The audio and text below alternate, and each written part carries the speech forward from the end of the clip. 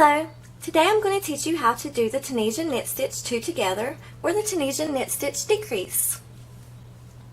When you get to the 2 stitches that you want to crochet or knit together, in the first vertical bar, insert your hook from right to left between the front and back vertical bars. In the next stitch, insert your hook like you would normally to do a Tunisian knit stitch, between the front and back vertical bars and to the back. Yarn over and pull through both vertical bars. I'll show you one more time.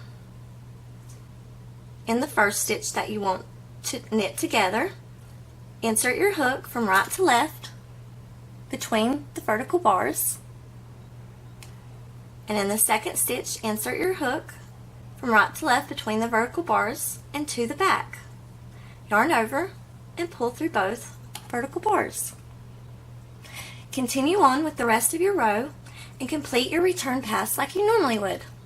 If you don't know Tunisian crochet basics or you would like to learn Tunisian crochet, click on my link below on my video on how to Tunisian crochet.